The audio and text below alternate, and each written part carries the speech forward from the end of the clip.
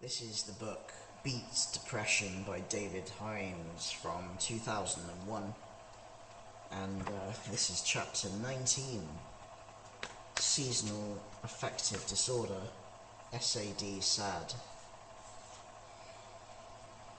Is it so small a thing to have enjoyed the sun, to have lived light in the spring, to have loved, to have thought, to have done? Matthew Arnold, 1822 to 88. Empedocles on Etna. The bottom line, light therapy can be effective for individuals who find their moods fluctuating with the changing seasons. Tens of millions of people in the developed world suffer from a condition known as seasonal affective disorder, SAD, or SAD. This phenomenon usually affects sufferers for approximately 5 months of the year. In Britain, this commences with the onset of autumn, around late October, early November, and lifts quite suddenly at the beginning of spring. Mainly people with SAD maintain that their feelings of depression seem to worsen the further north they live and the more overcast the prevailing weather conditions.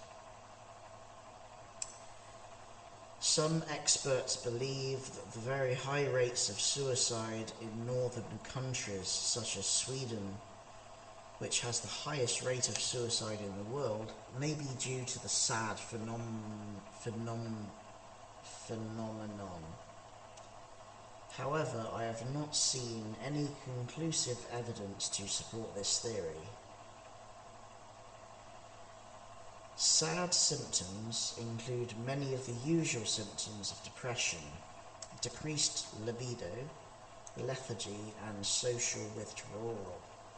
And as the abbreviation of the disorder implies, sufferers feel sad most of the time and have little energy to get out of bed in the morning.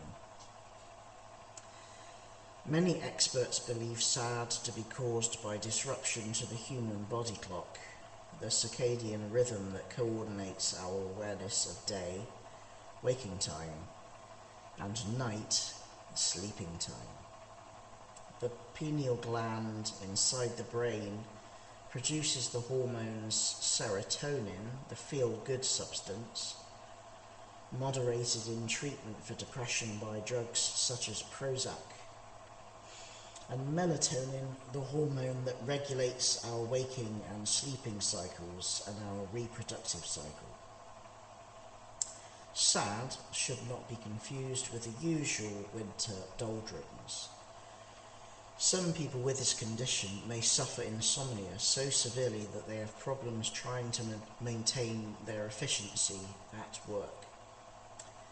Additionally, a minority of sufferers may experience a craving for carbohydrates and gain considerable weight during the winter months.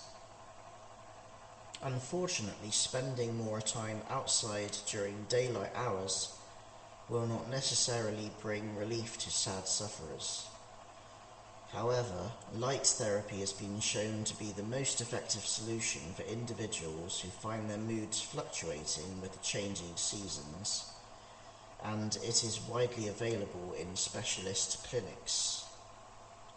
Therapy consists of exposure 1 hour a day to a 10,000 lux light box containing a full spectrum fluorescent or incandescent light, which can be up to 30 times brighter than standard interior lighting.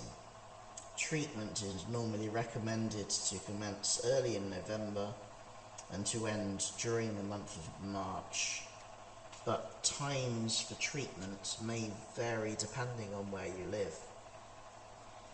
Be sure to follow the safety guidelines that your therapist will point out on your first visit. For some SAD sufferers, the condition is banished at a stroke, by substituting all existing overhead light bulbs in the home with more powerful 150 watt bulbs. For safety reasons, make sure that all lampshades, which will be better removed in any event if they restrict light, can tolerate the extra heat generated by the bigger and more powerful replacement bulbs. Finally, before concluding this chapter, I would like to touch on 3 further ways to help yourself get better. Exercise, diet, and winter breaks. The chapters on getting active and food for thought are particularly relevant to SAD sufferers, with the additional recommendation that those affected should ideally exercise outside at noon, your lunch break perhaps, when the winter sun is brightest. It also makes sense to skip your annual summer holidays, if possible, and take winter breaks in the sun instead.